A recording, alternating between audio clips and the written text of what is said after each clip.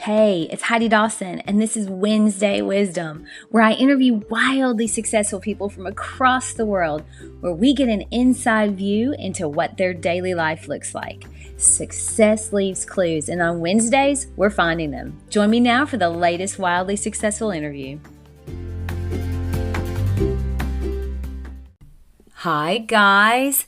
Welcome to episode number 126 of the Wildly Successful Lifestyle Podcast. So today I have Donny Granger on, and Donny is the founder of Creation Studios. That's a successful production studio here in Memphis. Now, not only is he an entrepreneur, but he's also a husband and a father, and he is someone that cares greatly about mindset. And so this last year has been hard on, I think, everyone. I think you can probably agree with me on that. So I thought it would be really interesting and informative to talk to someone who has stayed really grounded over the last year and how he did it and how he is continuing to do it. So let me introduce you to Donny again. Hi, Donny. It is so fun to have you back on the podcast. It's been a few months. How are you? I'm so good, Heidi. Thank you for having me back. I love hanging out with you. I love your podcast, and I love all your listeners and hope that they get something out of this. But thank you for just inviting me to this conversation. Well, thank you for coming on. It seems like we were working together, and then of course COVID happened, and we haven't really been working as much. But you are an entrepreneur, you are a business owner, father, husband. You're someone who just deals so much. You deal so well with mindset, and you care greatly about mindset. So I thought I would love to have a conversation with you about sort of the state of the world and how you've kept everything together over the last year. You always are so calm. Have you been able to maintain that over the last year? Wow. Okay. Well, that's a lot of pressure. I hope I hope I can uphold that level of awesomeness. Yeah, I tend to, err on the side of positivity all the time with whatever I'm facing. But this year, yeah, it's been hard.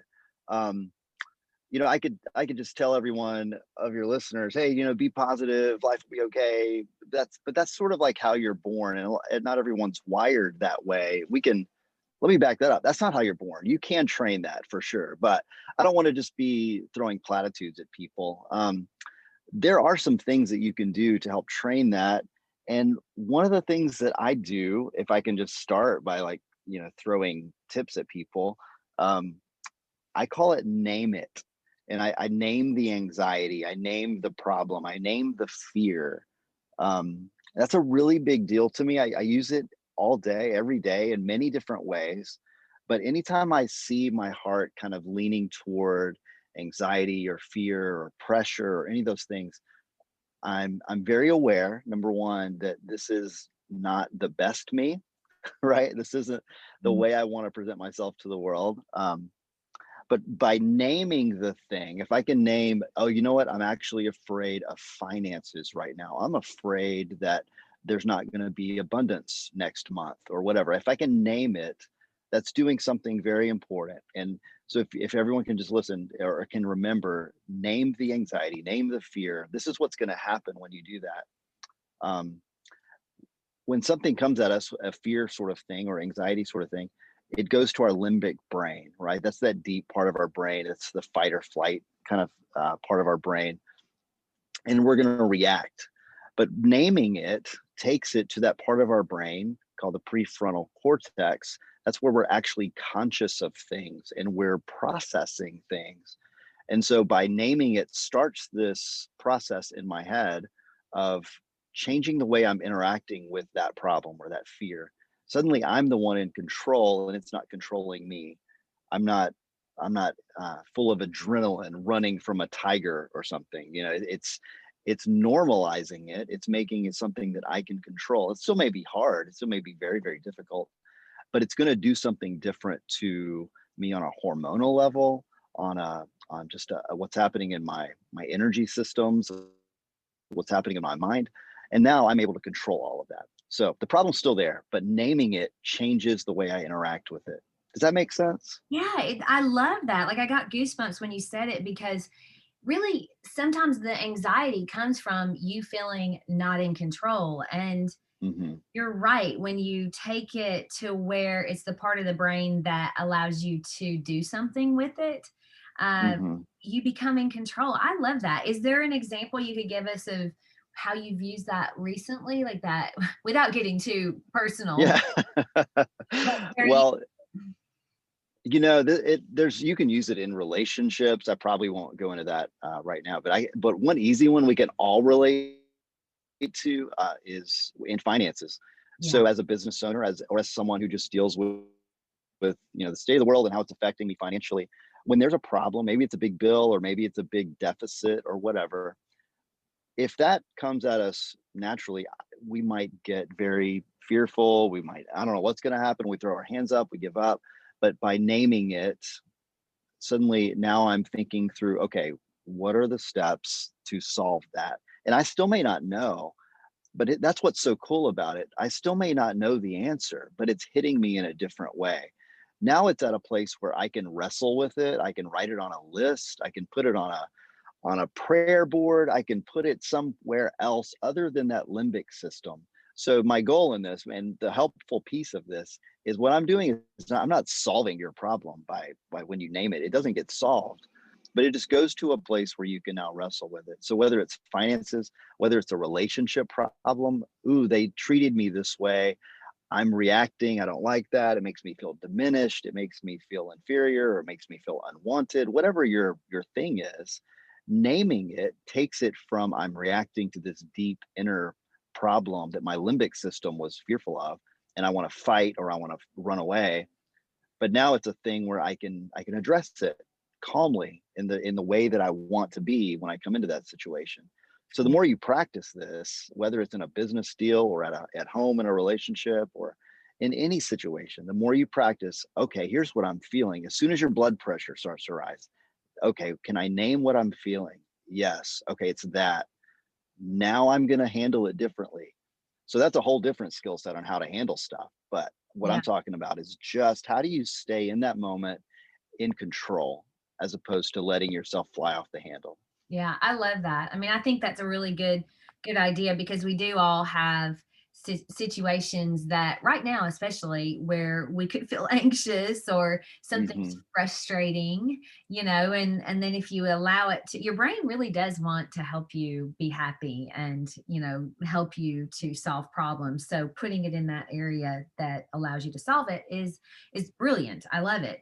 Yeah. So I mentioned, the anxiety that people are dealing with, and when I talk to people, not just on my podcast but in people in general that I run into in the local community, it seems like COVID has been really tough, and it doesn't, we don't have like an end right now.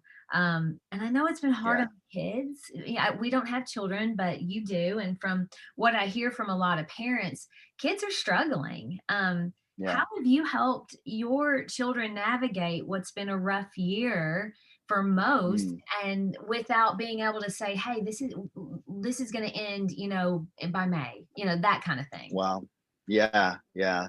The expectations are critical, aren't they? One of the things we've got three kids ranging from 20 down to 14. All of us are made for community. So this is a big part of our year has been starting with this principle that all of us are made for community, especially our children. And immune systems are way better when we're living a life full of laughter, full of sunlight, full of connection. So those things are so important to our immune system. Like there are tons of studies that show this, from everything from hospitals to religious things. Everything is better. Our bodies are way better. They work better. They work the way they're supposed to when we're connecting with people. We're made for community. And lots of the stuff that is designed into the universe works better when we're connected with people. And Absolutely. so that was important. So we made sure our kids got with other kids, other of their friends, and we made sure in whatever way. And everybody's got to balance this for whatever they want to do as far as the risk goes, but you've got to find ways to connect, whatever that might be. And I tell you, it's not just Zoom. There's so much fatigue with Zoom. And we also saw that depression was a huge factor in that risk evaluation. So as we're balancing all the pieces of the puzzle, trying to figure it all out, one that you can't overlook is that isolation leading to that depression. Oh my goodness, the problems that we've seen this year in the teenage level across the country with depression and suicide, and it was just staggering. So that's got to be part of your risk factor evaluation too. You know, we're all trying to make wise decisions and trying to do our best with the information that we have. So connection was important, fighting depression was important, and so we decided we have to make sure our kids are getting with other kids, with their friends. Yeah. It's critical for their health and the life of our family. So so yeah, we made that decision. And then one little piece too is just being honest with your kids about how you're evaluating information, how you're judging through everything that's out there, and helping letting them walk with you as you learn. These are learning opportunities. As you're learning things, talking about with them, be open with them. They're capable of understanding because they're sensing what's going on, and so the more you invite them into that conversation, the more healthy they're going to be through it. Well, again, we're going back to you're giving them just a little bit of control too.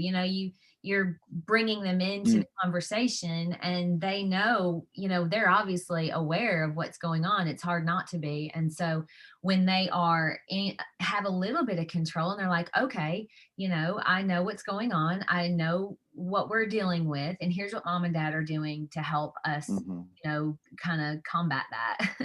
So I Yeah, think that's exactly. great. And I agree with you. There's a lot of the world that's still under hard lockdown. We have family in Germany and we get emails from them. And this last week, I literally almost started crying when I read it because my husband's cousin was just like, it's so hard.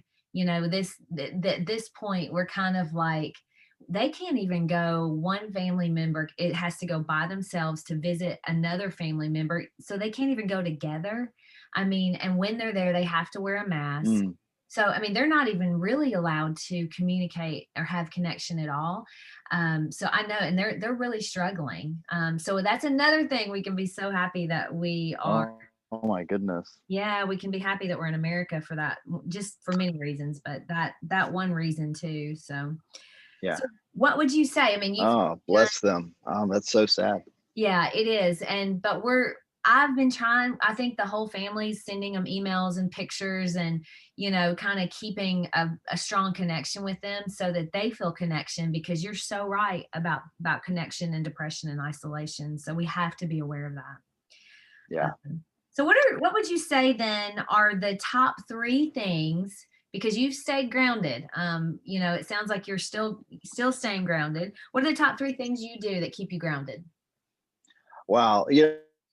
And hopefully the thing I'm about to go into, hopefully that would help someone even in Germany who's dealing with a situation that's much, much harder than we're dealing with here in Tennessee. Mhm. But yeah, so the things that we all have to find ways to stay grounded in whatever situation. We talked about connection, but there's some things that I do.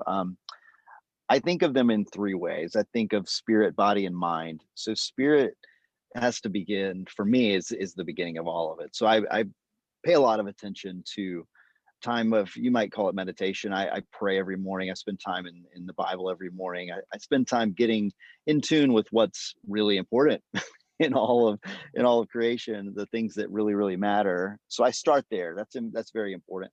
And I kind of try to let that breath that I gather in the morning carry me through the whole day. But then there's some very practical things as well from a body perspective. You're talking about grounding. I actually ground. I don't know if you do that, but there's a website called earthing.com. Lots of great information and some products that help you do that. But we live a life that's so full of disconnection from the actual planet. I mean, like in a physical way. Mhm. Our bodies are made to let go of positive ions. We're supposed to be negatively charged as beings, as physical things. And when we are, we're much healthier. Our mind works better, our heart works better, the communication inside our body works better on an energetic level. When we're negatively charged, we're also much healthier physically. And so I spend a lot of time. Anytime I'm outside in my backyard, I try to take off my shoes. I try to do things, where I'm actually touching the earth. But we're so insulated with our rubber soled shoes, and we, you could go months and never actually touch something that grounds you to the earth. Just as an American or as anyone in civilized world, we could be so disconnected from the earth. So with earthing.com, they have these things. I actually sleep with one every night. It's a little band that attaches to my arm, and I plug it into the wall, into the grounding part of an outlet, and I'm literally grounded to the earth for 8 hours every day. Wow. And it's amazing, and it does actually do stuff to you physically in a very, very good and healthy way. um, Huh. the most important piece, this was what was crazy when we first started. Maybe some of your listeners have done this, but detoxification is a big deal. Getting rid of all the junk that's inside of our bodies that we don't get rid of naturally. When you're grounding, your body actually can get rid of a whole lot more stuff. And so I didn't really research it when we first started. I just knew it was a cool thing to do. It was a really good idea. But I jumped straight in, and we slept 8 hours with this band. My wife and I both had them. We woke up both feeling like we had the flu. Like, whoa, that doesn't feel good. We did it again the next night. Horrible, felt horrible. We did it 3 nights and just felt so bad. As it turns out, I went finally, she's like, maybe you should look into this. So I went and looked it up. It turns out you really are supposed to pace yourself. So as in the first 30 minutes, you're grounding and sort of letting go of the charge, this positive charge on the outside extremities of your body. And then in the next hour or two, you're getting down to kind of a cell level, deep tissue level. And that's great. You're letting go of that positive charge and kind of cleaning out the stuff there on that level. But when you go more than an hour, you're getting down to like bone marrow level of decharging and letting go and detoxifying. And so all that detoxification has to go somewhere. So just make sure you start slowly, pace yourself. And if you do, in a week or two, you're going to be feeling amazing, and you can sleep with it all night. And it does so many great things for you on an energetic level, a health level, nutrition level. Your body just performs so much better when you're grounding. Wow. So that's really cool. That's the first time I've ever heard of that. Like I have had people on my podcast that definitely talk about getting their feet in the ground and actually walking in the earth every morning. So I think that would be considered earthing, but you're talking about a whole nother level here. So I'm interested in that, and I'm going to go look it up, and I'll Yeah. put it in the show notes for other people who are interested in looking at that as well. So Yeah, that's awesome. It's a very practical thing, because the other stuff is great too. Getting out in nature and doing all that stuff, that's really good. I just know myself and know how limited I am on all that availability. So this is an amazing way to just bring that back to a normal state for me.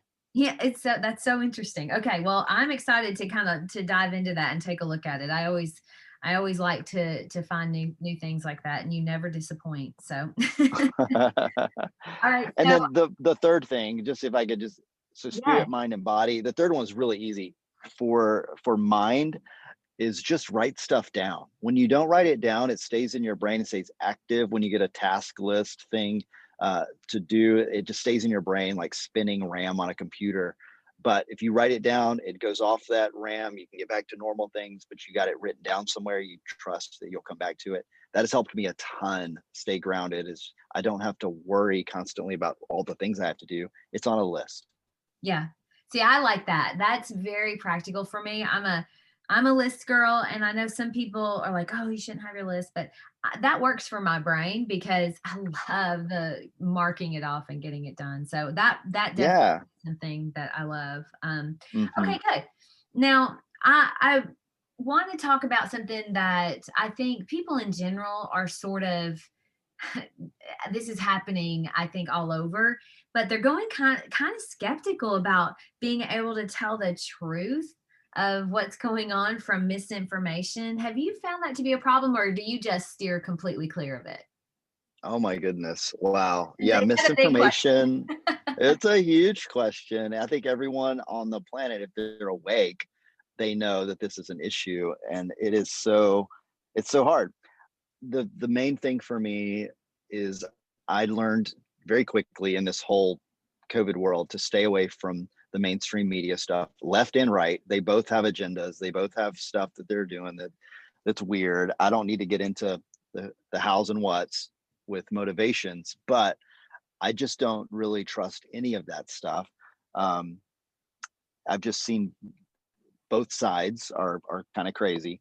So, but on the other side, I don't want to just be ignorant of what's going on. So I think it's important for a mind that's awake and active and looking for truth to find doctors, analysts, people you trust that seem reasonable to common sense, that don't seem swayed by strange biases or motivations, and just use your reason and your logic to make sure the stuff makes sense. I don't trust degrees just because you have a degree. I trust your common sense. Certainly, degrees matter, and they give you a whole lot more to work with if you do have common sense and you're going into stuff. But um, not to get too far deep into it, but find people you trust. Don't pay attention to too much news, if that makes sense. Yeah, no, I think that's a perfect answer because, people will say, well, I have to be informed. And, that's about why. Yeah. Why? I mean, because you can stay informed with just little, just little snippets of it or something big is going on. Somebody's going to let you know. But for me, I just I try to stay away from it as much as possible. So Yeah. I think that's very valid advice. You also have to use your intuition. If something Yeah. doesn't seem right. I know when this came out of the gate, nobody knew anything. And so we were all kind of like, oh my goodness, what's going on? We just have to Hmm. stay safe, and nobody knew anything. But as it's gone on, it's kind of like, all right, Yeah. come on, what's going on? So yeah, Right. we have to trust our intuition and maybe find different things, podcasts and such that give really good information that are factual. So Yeah. okay, Well, and there's something too of in your position, and we all influence people around us. I think there's some level of responsibility we should take to yes. find good information. We can't just ignore it. We can't just be fine with the little tidbits here and there. Okay. Yes. Especially as a business owner, I mean, I'm making decisions that affect customers, affect my employees, affect the world around me, my family. It's really, really important to carve out some time. And I think this is important too, to put boundaries around it so you don't get inundated and just live in this, drowned by it. But put some boundaries and find some time where, okay, I need to find some good insight into what's happening because I've got to make decisions that affect people. And so I Yeah. carry that responsibility very heavily. It's important, and we got to be wise with how we are shaping the world around us. Yeah, I think that's fair. And I think part of that is sort of, keeping your finger on the pulse on both ends. Yeah. Don't try to go so far left or so far right. You got to kind of find the middle because that's probably where the truth lies somewhere in there, is Yeah. because otherwise you get into agenda driven things and that's when we all, I think, lose our minds. so, Absolutely. so yeah, you have to take responsibility. And I talk about this a lot on my podcast on Mondays are we're responsible for our own life. So we have to Yeah. make sure that we're getting the right information for ourself and our family. And that's our responsibility. So I Yeah. think yeah, good advice. So now, did you pick up any good habits because of COVID that you'll continue? I know a lot of people have picked up some bad habits, but are there any good habits that you've picked up? Well, there's a lot of continuation of some things that I was doing that's good. Not that everything was great, but one of the coolest things that I think I've picked up is gardening, which is so weird for me. But I'm out in the yard and I've built these raised bed gardens. That's been a fun project.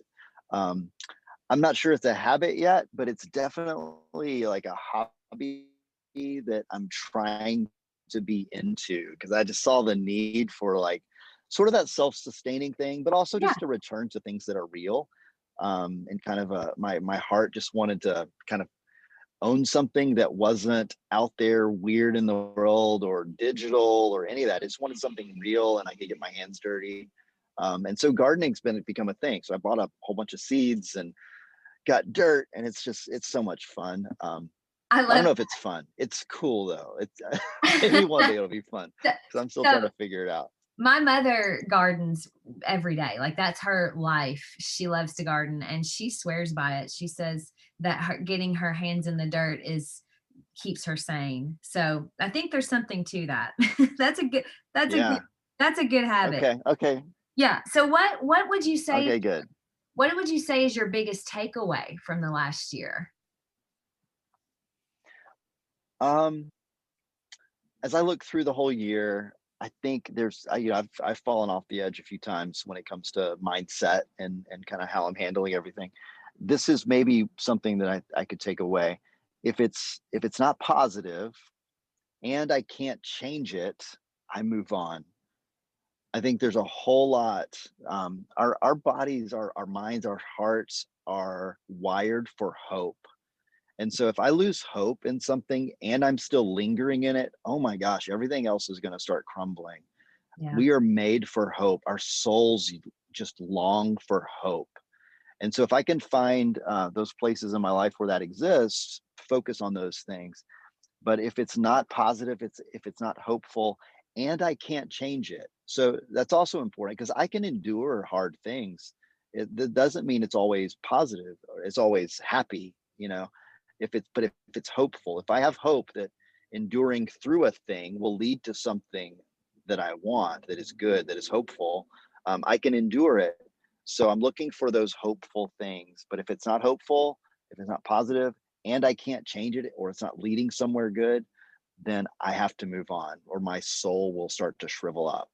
Yeah, that's so true. I say that a lot that if I can't, same thing, basically, there's so many people, politics is just Mhm. nuts right now. And so I always say this, I'm like, well, look, if you're not going to run for office and you're not going to become an activist or whatever, don't focus on it because it's Mhm. not going to do you any good because it's not changing, so like just like you said, move on from it. And I love Yeah. that because that's good advice for I think everyone. Yes. Okay. Absolutely. All right. So then I have one last question for you. And this is just because I think this year has been crazy and people want to hear what other people have done that are doing well in spite of. So is there Mm. anything that you will do differently moving forward so that you're more prepared, for if this happens again or if, something like this comes up again? Wow. There's probably some really smart people in the world who have a great answer to that. That is very practical. For me, the practicality of that question is so hard to just put my hands on because it's so slippery. We don't know where it's going to go. But I will say this, through this and into whatever else I face, me personally, I have learned to look way higher than my immediate circumstances. And this year has really trained me that the things that I thought were so important, the temporal things, whether it's money or even some relationships or situations around me, those things are slipping away. They're fleeting and they can be removed in a moment for something that is completely beyond our control. And so I'm really learning to focus on the higher things, things that of eternity, things that matter forever. And so the souls around me, they're not just people with issues. These are souls around me and I care about them, and love matters and loving my neighbor matters, and seeing those people, if I can introduce them to Jesus that I know, that I love, that I have a relationship with, those things matter. And so I live my day doing the normal stuff, but it's all in this idea that how does all that normal stuff fit into eternal things? And if Right. it doesn't, it probably isn't that important. So that's really a thing that, I don't know, maybe it can help some people, that the eternal things matter way more than what we're dealing with, whatever, because something else is going to happen next year, maybe today. Who knows? Yeah, right. Some, you never Please no. know. So focus your life. I know, No, please no. But I I think that is good. As you said, you are looking way higher than your circumstance currently, and I've learned over the past year that we're all growing, and this isn't, people keep talking about going back to normal or this is our new normal. Life is 50% good and 50% bad. Brooke Castillo says that a lot. And, Mhm. we always think that it's supposed to be good all the time. But if we ate chocolate cake every day, we'd get tired of it. If we don't have darkness, we wouldn't appreciate the light. So I think it's just making us all Yeah. appreciate, you probably have spent more time with your family, and so many people I know have. Uh, Mhm. so more time at home, you're gardening, you're earthing, so Yeah. you've done well. And Yeah. the thing about it is just to get so good and so grounded that if this happens again, or if something comes up, because it's life, there are going to be Mhm. things that you start out on a playing field where you're good, you're solid, and then if things happen, you're able to handle it. And it sounds like you're doing Yeah. that really well. So Wow. Yeah. Man, I'm so encouraged. Thank you for that. y- It's you're a joy talking to you. You know what? Maybe this just shows we need more of these kind of conversations in our lives and not conversations about politics and weird stuff that we can get messed up in. Absolutely, and that is kind of what I'm trying to do here. Is we're trying to get people thinking about what's important, just like what you said, and what's important is your mindset and your physical being. Making sure you're Yeah. healthy and that your mind, the frame of mind you come in, bring the day is good. Because that's Yeah. very helpful to the rest of your life. So I appreciate this more Yeah. than you know, Donnie. This has been awesome. Thank you. Thank you, Heidi. I love it. Thank you so much. Don't forget to subscribe and share with your friends because we're just going to keep going bigger and better places together. And I love that about us. Talk to you in a few days.